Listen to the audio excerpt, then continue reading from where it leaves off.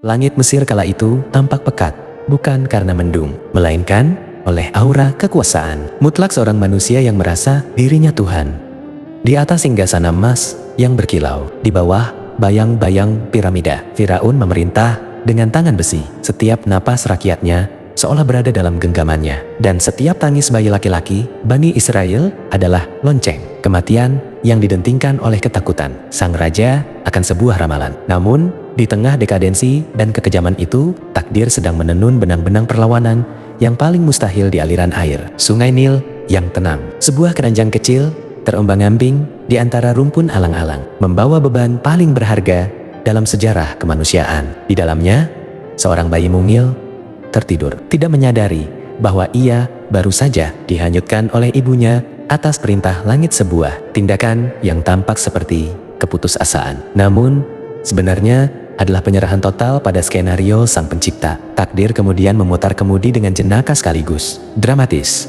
Bayi yang kelak akan meruntuhkan singgasana Firaun justru ditemukan, dipeluk, dan dibesarkan di jantung istana yang ingin melenyapkannya. Tahan-tahan berlalu, mengubah bayi itu menjadi Nabi Musa alaihissalam, seorang pemuda dengan tatapan tajam dan keberanian yang bergejolak. Namun, sebuah tragedi di pasar Mesir memaksanya menanggalkan jubah pangeran dan melarikan diri ke padang pasir Madian yang sunyi. Di sana, di bawah langit yang luas, egonya dilebur menjadi kerendahan hati seorang penggembala hingga suatu malam yang dingin di kaki Gunung Sinai, sebuah api yang tidak membakar semak memanggil namanya. Itulah titik balik semesta, di mana seorang pelarian diberikan beban kenabian, dan kepadanya diberikan seorang pendamping setia dengan lisan yang seindah mutiara, saudaranya Nabi Harun alaihissalam. Kini, bayangkan dua pria berdiri tegak di aula istana yang megah, tanpa tentara dan tanpa senjata. Hanya ada sebuah tongkat di tangan Nabi Musa alaihissalam, dan keberanian di dada Harun.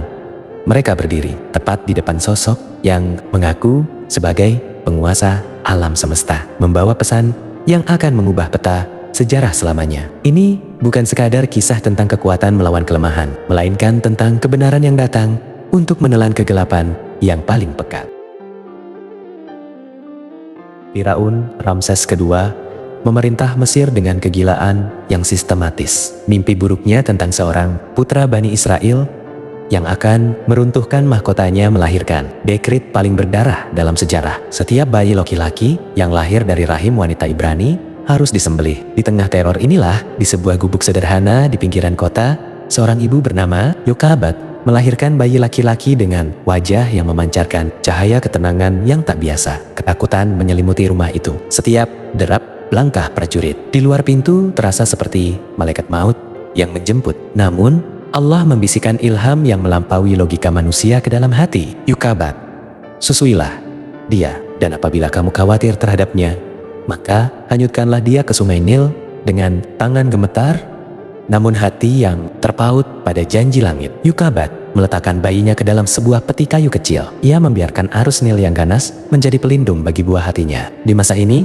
Nabi Harun alaihissalam yang lebih tua, beberapa tahun dari Nabi Musa alaihissalam, lahir di tahun pengampunan, tahun di mana Firaun membiarkan bayi laki-laki hidup untuk menjaga ketersediaan tenaga kerja budak. Harun kecil menyaksikan kecemasan ibunya dan hilangnya sang adik di balik riak air. Sementara itu, Maryam, kakak perempuan mereka, berjalan menggendap-endap di antara alang-alang pantai, mengawasi peti itu dari kejauhan dengan jantung berdebar. Peti itu tidak tersangkut di lumpur yang kotor, melainkan terhanyut masuk ke kanal pribadi istana Firaun. Di sana, Asyah, istri Firaun yang berhati emas, sedang menikmati semilir angin. Saat peti itu dibuka, sepasang mata bayi, Musa menatapnya dengan pancaran cinta yang begitu kuat hingga meruntuhkan kekerasan hati. Asyah, saat Firaun datang dengan pedang terhunus, siap menghabisi nyawa bayi itu. Asyah menghalanginya dengan kalimat yang abadi. Ia adalah penyejuk mata bagiku dan bagimu. Janganlah kamu membunuhnya. Mudah-mudahan ia bermanfaat kepada kita, atau kita ambil ia menjadi anak. Nabi Musa alaihissalam kecil menolak setiap puting susu ibu susuan yang didatangkan istana. Ia menangis hingga kehausan, menolak semua kemewahan demi mencari satu aroma yang ia kenali. Disinilah Maryam, atas arahan ibunya, muncul dengan keberanian luar biasa dan menawarkan seorang wanita yang mungkin bisa menyusuinya. Nabi Musa alaihissalam pun kembali ke pelukan ibu kandungnya. Sendiri di dalam lingkungan istana, ia tumbuh besar dengan dua dunia. Sebagai pangeran Mesir yang dididik dengan ilmu pengetahuan, strategi perang, dan tata krama kerajaan. Namun di saat yang sama, ia mendapatkan bisikan tauhid dan identitas aslinya dari sang ibu yang menyusuinya. Sementara itu, di luar tembok istana, Nabi Harun alaihissalam tumbuh di tengga-tengga penderitaan kaumnya, merasakan pahitnya perbudakan yang kelak akan membentuk karakter diplomasinya yang lembut namun tegas.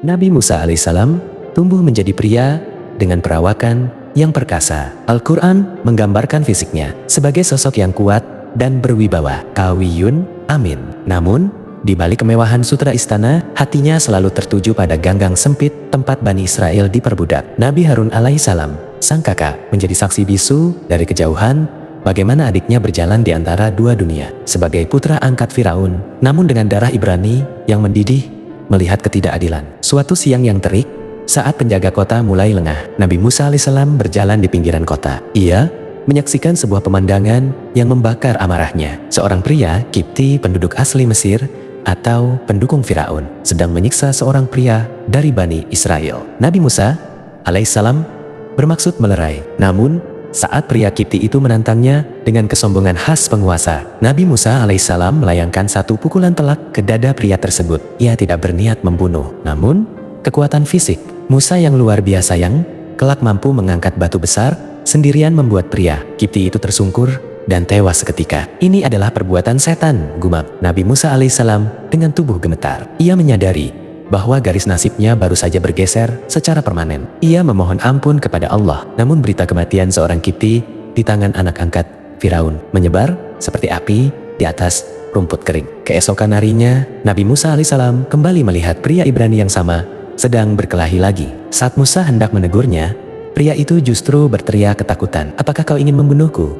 Sebagaimana kau membunuh orang kemarin." Rahasia itu terbongkar. Firaun yang selama ini memendam kecurigaan terhadap loyalitas Nabi Musa alaihissalam segera memerintahkan Algojo untuk menangkap dan menghukum mati sang pangeran. Di tengah kepungan prajurit, seorang pria yang beriman secara sembunyi-sembunyi datang berlari dari ujung kota. Ia membisikkan peringatan yang memacu adrenalin. "Wahai Nabi Musa alaihissalam, sesungguhnya pembesar-pembesar Firaun sedang berunding tentangmu untuk membunuhmu. Maka keluarlah dari kota ini tanpa bekal, tanpa pengawal, dan tanpa alas kaki yang memadai." Nabi Musa alaihissalam meninggalkan kemegahan Mesir.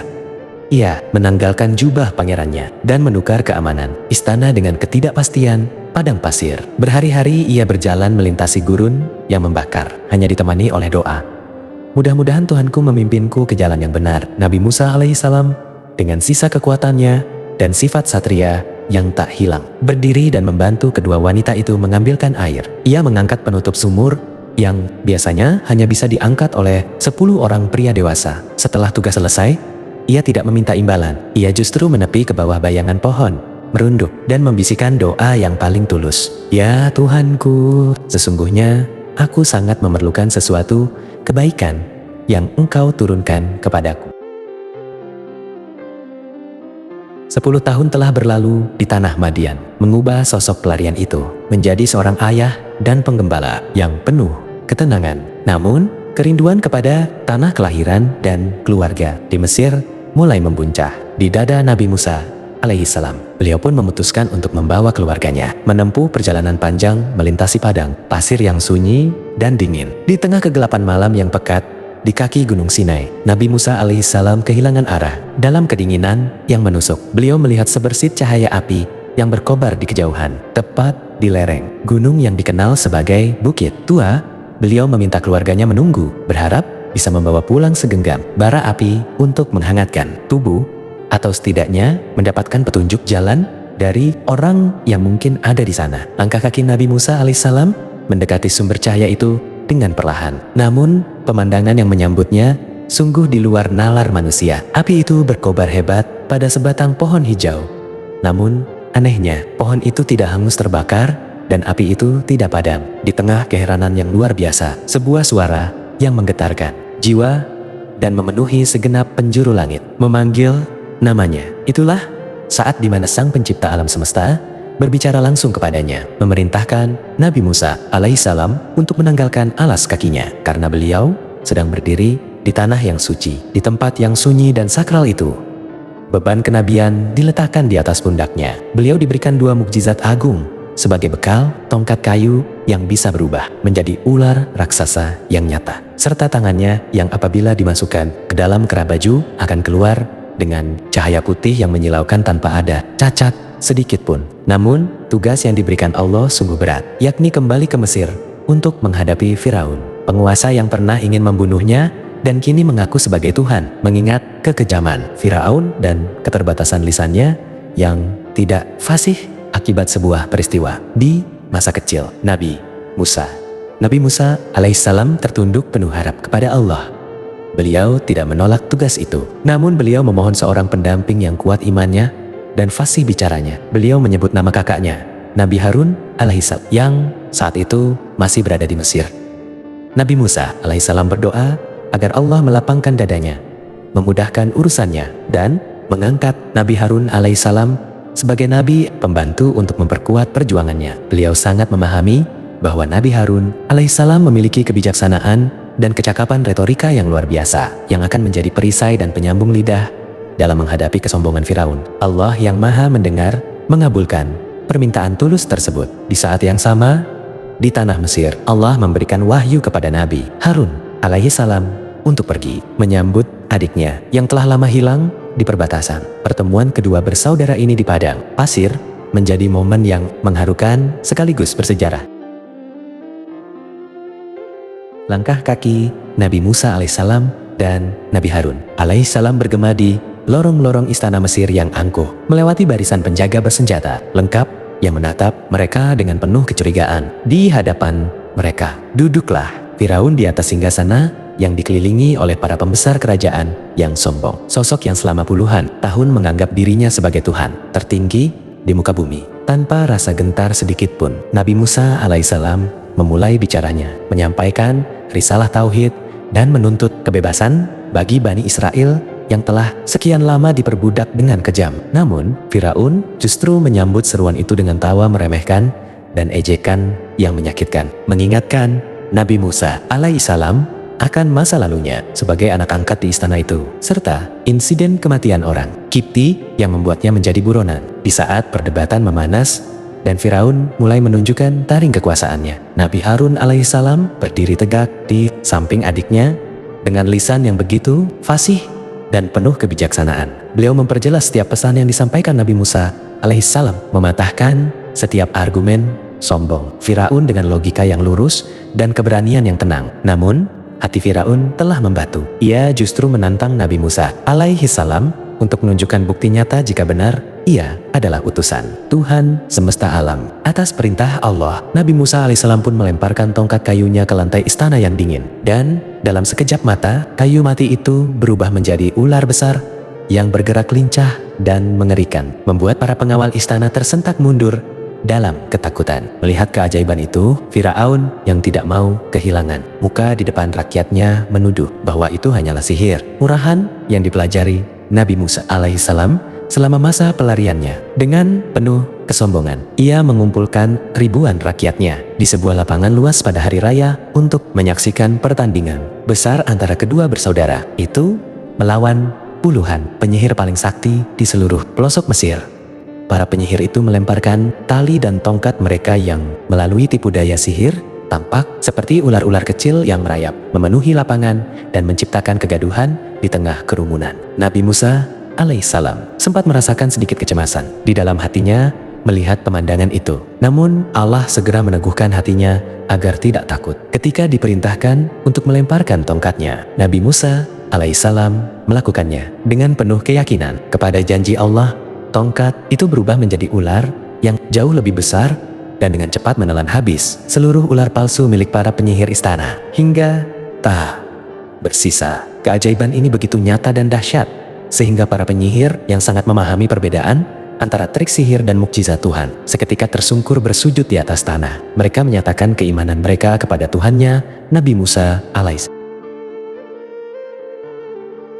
Kekalahan telak para penyihir istana tidak membuat Firaun tunduk, melainkan justru membakar api kemarahan dan kesombongan yang lebih besar di dalam dadanya. Meskipun kebenaran telah terpampang nyata di depan mata rakyat Mesir, Firaun tetap memperbudak Bani Israel dengan siksaan yang kian keji, sehingga Allah memerintahkan Nabi Musa alaihissalam dan Nabi Harun alaihissalam untuk memperingatkan sang penguasa akan datangnya azab yang beruntun. Babak baru perjuangan dimulai ketika Mesir yang subur perlahan berubah menjadi negeri yang terkutuk oleh pembangkangan pemimpinnya sendiri. Pertama-tama, atas izin Allah, air sungai Nil yang menjadi urat nadi kehidupan Mesir berubah menjadi darah yang kental dan berbau busuk. Tidak ada setetes air pun yang bisa diminum oleh pengikut Firaun. Sementara mukjizat Allah membuat air yang diambil oleh kaum Nabi Musa alaihissalam tetap jernih dan segar. Penderitaan itu belum berakhir, karena setelah darah menghilang, Mesir diserbu oleh jutaan katak yang muncul dari segala penjuru, memenuhi tempat tidur,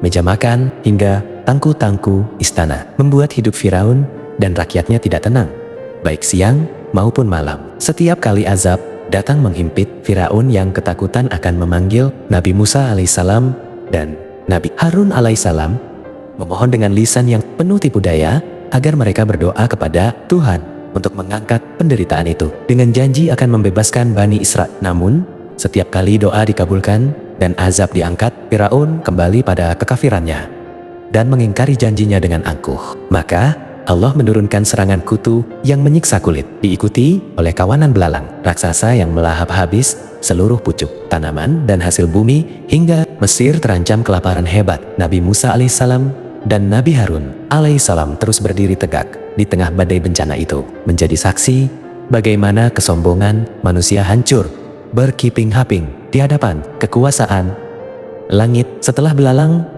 datanglah serangan hama ulat dan badai kegelapan yang pekat, hingga puncaknya adalah wabah penyakit yang melanda ternak dan manusia. 9 tanda kekuasaan Allah telah ditunjukkan, namun hati Firaun telah dikunci mati oleh kesombongannya sendiri. Di tengah keputusasaan rakyat Mesir yang kian merana, Nabi Musa alaihissalam dan Nabi Harun alaihissalam terus menguatkan mental Bani Israel, mempersiapkan mereka untuk sebuah perjalanan besar yang akan segera datang. Mereka berdua menjadi mercu suara harapan di tengah kegelapan, hingga akhirnya wahyu terakhir turun, memerintahkan mereka untuk memimpin kaumnya keluar dari tanah Mesir di bawah selubung malam, menandai berakhirnya masa penindasan dan dimulainya pengejaran maut yang akan berakhir di tepian laut yang merah.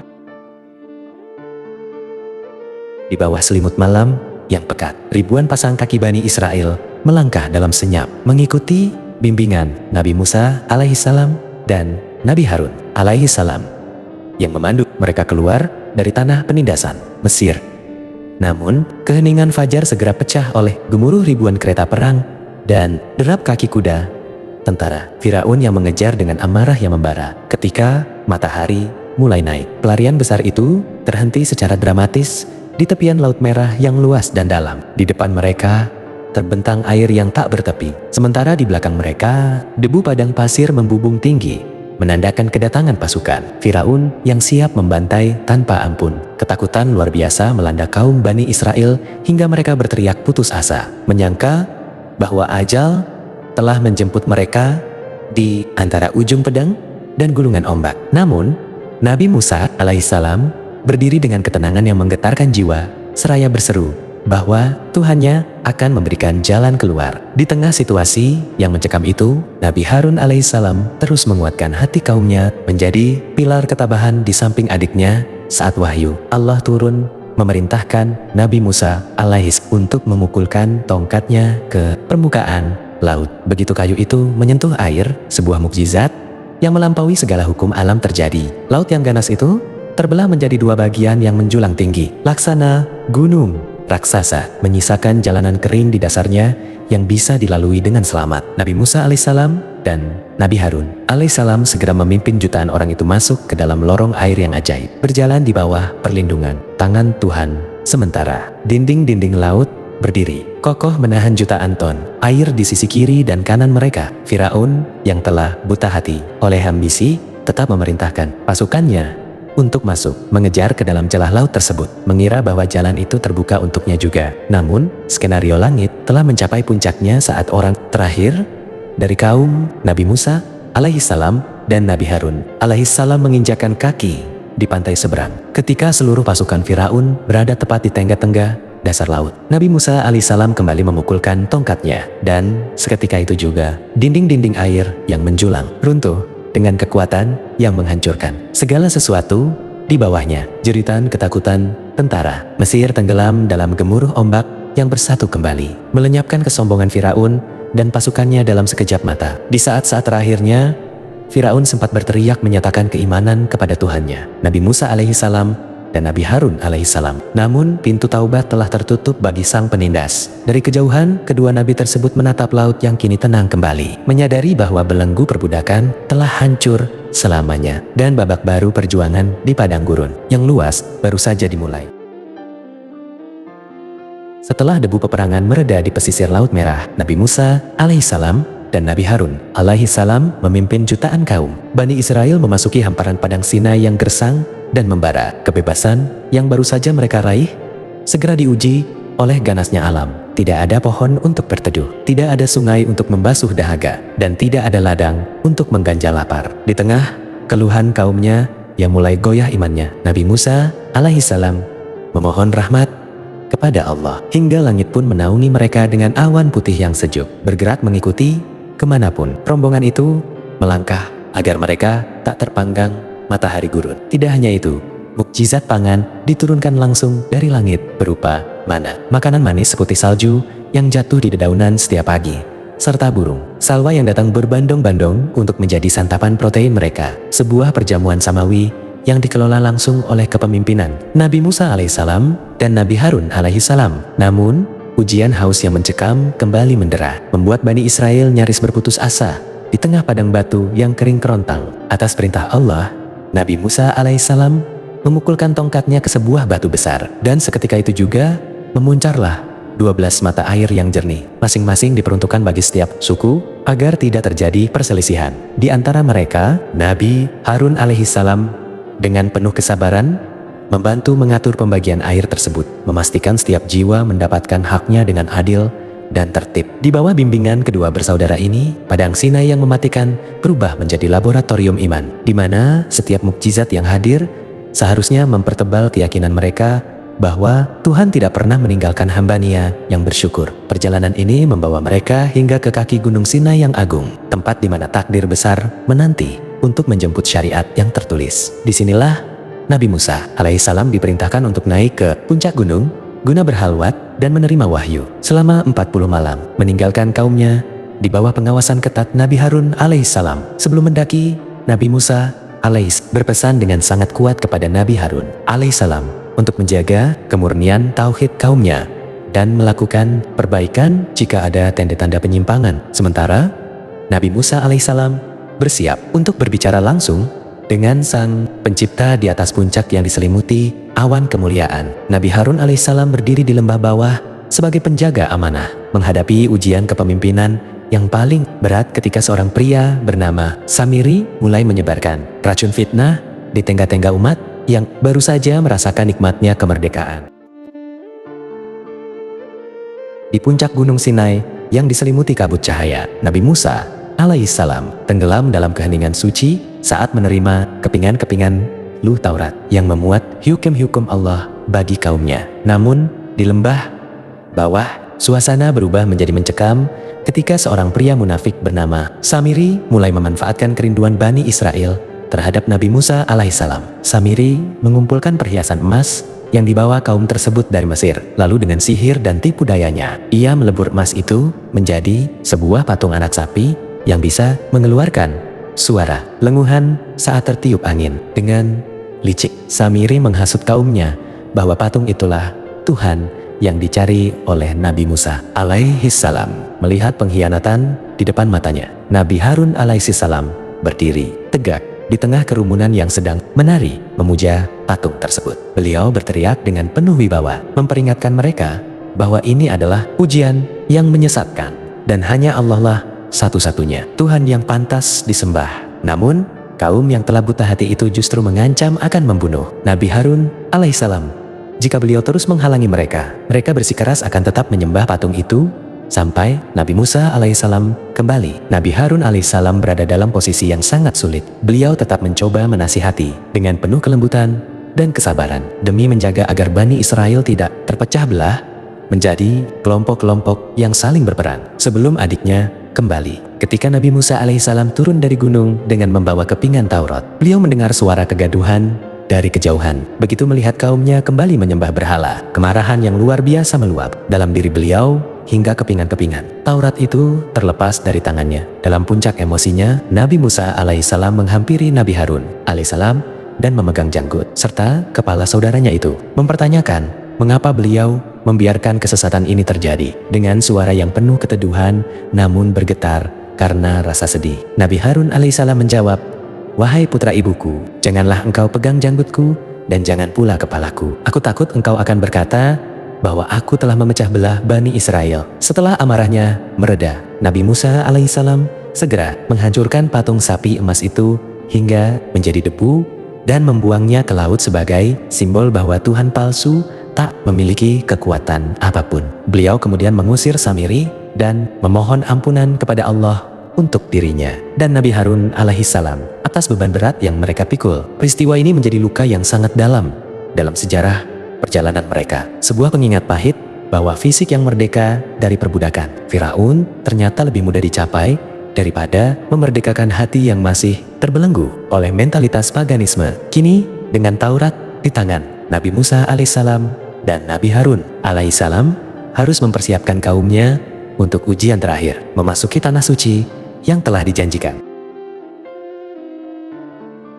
Setelah melewati ujian berat di lembah Sinai, Nabi Musa alaihissalam dan Nabi Harun alaihissalam kembali menggerakkan jutaan kaum Bani Israel menuju perbatasan tanah yang dijanjikan, yakni Baitul Maqdis. Di sana, mereka diperintahkan oleh Allah untuk memasuki tanah suci tersebut dan merebutnya dari bangsa perkasa yang kejam yang saat itu mendudukinya. Nabi Musa alaihissalam memberikan semangat dengan meyakinkan kaumnya bahwa Allah telah menetapkan negeri itu bagi mereka dan kemenangan sudah di depan mata, asalkan mereka memiliki keberanian dan iman yang teguh. Namun, mentalitas budak yang selama ratusan tahun tertanam di Mesir kembali muncul ke permukaan. Mereka mulai mengeluh dan memprotes kepemimpinan Nabi Musa alaihissalam serta Nabi Harun alaihissalam dengan kata-kata yang sangat menyakitkan hati. Meskipun dua orang saleh di antara mereka mencoba membakar semangat dengan mengatakan bahwa jika mereka berani memasuki pintu gerbang kota, niscaya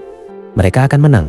Kaum itu tetap bergeming. Puncaknya, mereka melontarkan kalimat pembangkangan yang paling buruk dalam sejarah kenabian dengan berkata, "Wahai Musa, pergilah engkau bersama Tuhanmu dan berperanglah kalian berdua. Sesungguhnya kami hanya akan duduk menanti di sini."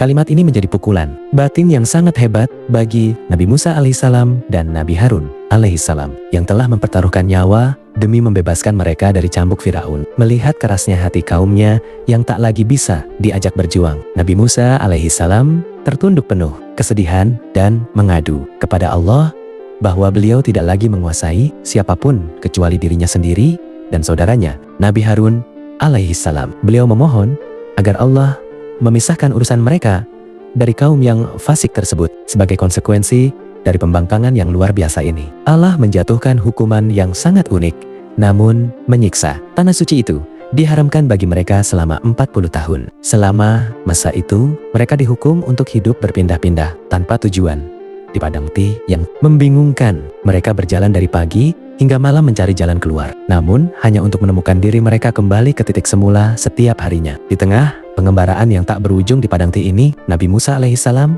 dan Nabi Harun alaihissalam tetap setia menemani kaumnya dengan penuh kesabaran. Meski mereka harus menyaksikan satu persatu generasi tua yang membangkang itu wafat di padang gurun. Dalam kesunyian pengembaraan itu, Nabi Harun alaihissalam akhirnya dipanggil kembali ke haribaan Allah terlebih dahulu, meninggalkan Nabi Musa alaihissalam dalam kesendirian yang mendalam. Wafatnya Nabi Harun alaihissalam menjadi duka nasional bagi Bani Israel yang baru menyadari betapa lembut dan tulusnya kasih sayang sang Nabi selama ini. Tak lama setelah itu, Nabi Musa alaihissalam pun menyusul saudaranya wafat di perbatasan tanah suci tanpa sempat memasukinya.